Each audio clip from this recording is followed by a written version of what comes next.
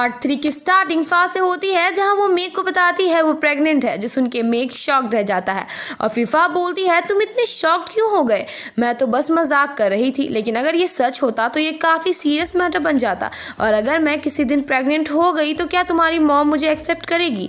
तो मेघ बोलता है वो तो कभी नहीं करेगी, बल्कि मॉम मुझे धक्के मार के घर से निकाल देगी।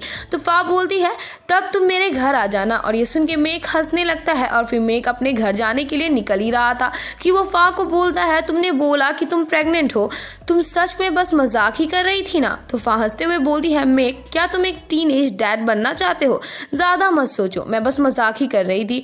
और ये बात सुन के मेघ खुशी खुशी वहाँ से चला जाता है और उसके जाते ही फा सोच में पड़ जाती है कि वो मेघ को सच्चाई कैसे बताए। और फिर हम लोग स्कूल का सीन देखते हैं जहाँ सारे बच्चे किसी स्टूडेंट की प्रेग्नेंट हो जाने वाली बात सुन रहे थे, जो कि फा भी सुनती है। और नहीं पता गाइस इन स्टूडेंट को कैसे भनक लग गई कि कोई ना कोई लड़की प्रेग्नेंट है। और फिर फा अपने क्लासरूम जाती है जहां उसे पता चलता है सारे स्टूडेंट को मोड पे शक है कि वो प्रेग्नेंट है। और हम देखते हैं कुछ बच्चे मोड से पूछताछ कर रहे थे, जिस वजह से मोड रोने लगती है और उन्हें गुस्से से चिल्ला के बोलती है कि वो प्रेग्नेंट नहीं है। और फिर फा आकर मोड को कंसोल करने लगती है, जहाँ सारे बच्चे अगेन मोड को परेशान करने लग जाते हैं। और एक लड़की उन स्टूडेंट को मोड की सीक्रेट बता देती है, जो कि था मोड ने एक बार अबॉर्शन करवाया था। और ये सारी बातें सुन के मोड गुस्से से वहां से चली जाती है और उसके पीछे फा भी जाती है, जहां मोड उसे बताती है कि किसी ने ये रूमर्स फैला दिए हैं कि वो प्रेग्नेंट है और टीचर भी इसके बारे में बात कर रहे हैं। और ये सब उस दिन कंप्यूटर क्लास की उस इंसिडेंट की वजह से हो रहा है और कोई भी उस पर यकीन नहीं कर रहा है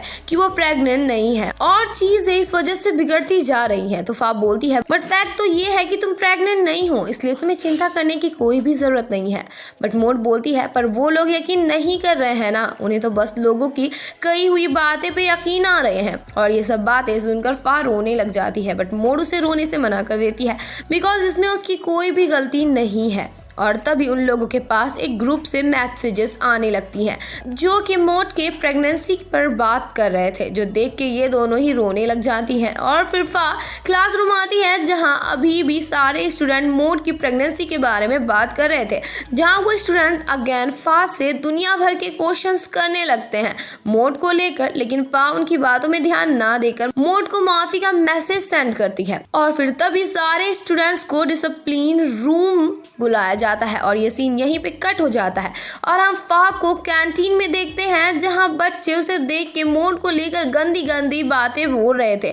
और फिर हम लोग फा को बाथरूम में देखते हैं जहां उसे कुछ अजीब आवाज आती है। गाइज आप सभी से बोलना चाहती हूँ कि वीडियो अगर अच्छी लग रही है तो वीडियो को लाइक कीजिए, शेयर कीजिए और कमेंट भी कीजिए। और अगर आप मेरे चैनल पे न्यू है तो मेरे चैनल को सब्सक्राइब कर लें और साथ ही साथ बेल आइकन को भी प्रेस कर दें कि जिससे आपको मेरी वीडियोस की नोटिफिकेशन सबसे पहले जाए। और वो दूसरे बाथरूम को चेक करने के लिए जाती है जहां वो देखती है कुछ स्टूडेंट्स ने मोड को लेकर कुछ चीजें लिख दी है बाथरूम के दीवार पर। और फा वो सब पढ़ के उससे मिटाने की कोशिश करने लग जाती है, बट वो उससे नहीं मिटता। और वो क्लास आती है जहां वो देखती है कि मोड के डेस्क पर उन हरामी बच्चों ने एक कॉन्डम और एक लेटर रख दिया था, जो देख के फा को बहुत बुरा फील होने लग जाता है मोड के लिए। और वो मोड को कॉल करती है, उसके पास मेघ आ जाता है और वो उसे पूछता है मोड कैसे प्रेग्नेंट हो गई, जो कि मोड ने भी कॉल से सुन लिया था। और वो ये बात सुनते ही कॉल कट कर देती है और फा मेघ को गुस्से से सुनाने लग जाती है और उसे गुस्सा होकर अपने घर चली जाती है।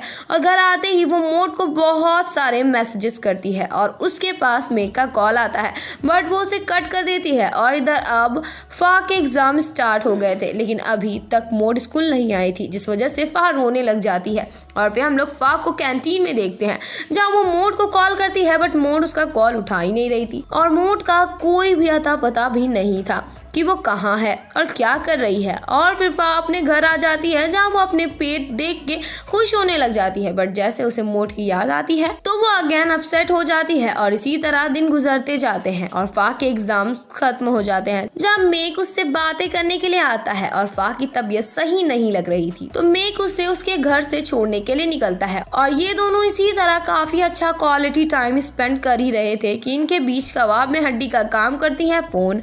और वो मेघ से कुछ बातें करना चाहती थी, इसलिए वो दोनों अकेले एक जगह आ जाते हैं जहां फोन उसे बताती है कि फा किसी और लड़के को भी डेट कर रही है। तो तो मेक उस लड़के का नाम पूछता है, बट फोन उसे बताती है कि उसे उसकी एक कंडीशन को मानना पड़ेगा और तब ही वो उस बंदे का नाम बताएगी, जिसके लिए मेक मान जाता है।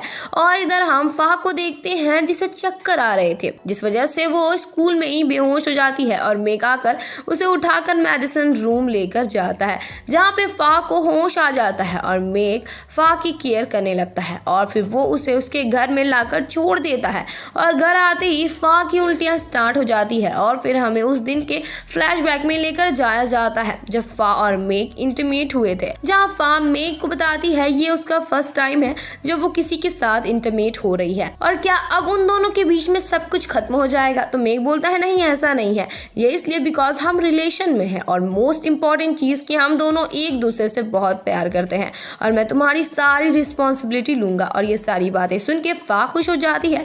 और अब प्रेजेंट टाइम में हम मॉर्निंग का सीन देखते हैं जहाँ फाह एक रोमांटिक ड्रामा देखते हुए अपनी हेल्दी फ्रूट्स खा रही थी, जहाँ उसे उस ड्रामा का मेन लीड उसकी केयर करते हुए दिखने लगता है, जो कि वो अभी टीवी पे देख रही थी। और फाह इमेजिनेशन में ही सही बट इस बंदे के साथ काफी खुश दिख रही थी। और वो बंदा फाह से पूछता है कि तुम मेक को अपने प्रेगनेंसी के बारे में क्यों नहीं बता रही हो। तो फाह बोलती है कि मैं डरी हुई हूँ। तो वो बंदा बोलता है कि तुम इसलिए तो डरी हुई नहीं हो ना, ये सोच के कि तुम्हारे बेबी को वो एक्सेप्ट नहीं करेगा और कहीं उसकी मॉम से लड़ाई ना हो जाए। बट ये सब के बीच तुम अपने बारे में फिक्र करना भूल गई हो। तुम कितने दिनों तक उससे ये बात छिपाओगी? कभी तुमने इसके बारे में सोचा भी है? कैसा रहेगा एक बार तुम मेरे साथ प्रैक्टिस कर लो उसे बताने का, तुम मुझे बोलो कि तुम प्रेग्नेंट हो। और फाह बहुत कोशिश करने के बाद बोल ही देती है कि वो प्रेग्नेंट है, जिससे वो बंदा खुश हो जाता है। और फाह रोते हुए बोलती है मैंने तुम्हें तो बोल दिया बट तुम मेक नहीं हो। तो वो बंदा बोलता है हाँ मैं मेक नहीं हूँ बट मेक तो मेक है ना, उसे ये बताने की कोशिश करो और फिर उसे सारी सच्चाई बता दो, अपने प्रॉब्लम्स को इग्नोर करना छोड़ दो। और ये सब बातें सुनकर फाह सोच में पड़ जाती है और वो बंदा गायब हो जाता है बिकॉज वो तो बस फाह की इमेजिनेशन थी। और तभी फाह के पास मेक का मैसेज आ जाता है जो कि उससे पूछता है वो क्या किसी और लड़के को डेट कर रही है, क्या वो ये बात उसे खुद बताएगी या उसे फोन से पूछना होगा। और फिर हम लोग रात का सीन देखते हैं जहाँ फाह सोफे में ही सो गई थी और उसके पेरेंट्स आकर उसे उठाते हैं और उसे बताते हैं कि वो दोनों अब्रॉड जा रहे हैं नेक्स्ट मंथ 6 महीने के लिए अपने काम की वजह से।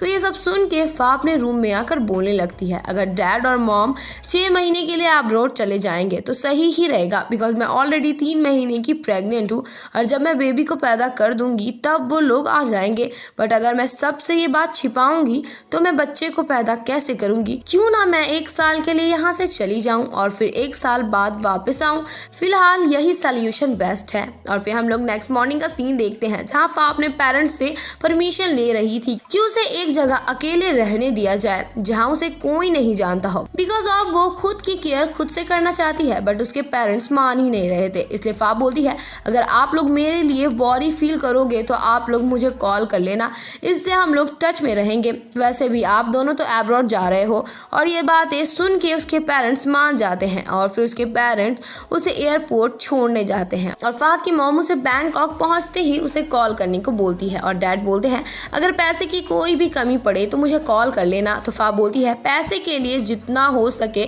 मैं आप लोगों को उतना कम ही परेशान करूंगी क्योंकि मुझे पता है कि अभी हमारी फैमिली बिजनेस सही नहीं चल रही। मैंने आप लोगों की बात छिप के सुन ली थी, आप लोग मेरे को लेकर चिंता मत करो, मैं खुद के एक्सपेंशन से एक बेटर प्लान बनाऊंगी। तो डैड बोलते हैं इसकी जरूरत नहीं है, तुम हमारी एक लौती बेटी हो, अगर तुम मुश्किलात सहोगी तो हमें अच्छा नहीं लगेगा, तुम बस अपनी स्टडी में फोकस करो, बाकी सब हम लोग संभाल ही लेंगे। और फिर फाह की मदर उसे रोते हुए हक करती है और फिर फाह अपने डैड को हक करके उसे उसकी चिंता करने से मना करती है। तो डैड बोलते हैं कुछ भी गलत हो तो तुरंत हमें इन्फॉर्म करके बता देना और मैं तुम पे बहुत भरोसा करता हूँ। और फिर ये तीनों इसी तरह एक दूसरे को अलविदा कर देते हैं। और फाह एयरपोर्ट में थी कि उसके पास मेक का कॉल आता है और वो उससे पूछता है वो कहाँ है। तो फाह बोलती है मैं एयरपोर्ट में हूँ और जल्द ही बैंकॉक जा रही हूँ और ये प्लान अचानक से बन गया था इसलिए मैं तुम्हें बता नहीं पाई थी। और ये बात सुनते ही मेक तुरंत एयरपोर्ट के लिए निकलता है और इधर फाह एयरप्लेन में बैठने से पहले बादल की एक फोटो लेती है और उसे अपने ट्विटर में अपलोड कर देती है। और इसी के साथ इस पार्ट की एंडिंग हो जाती है।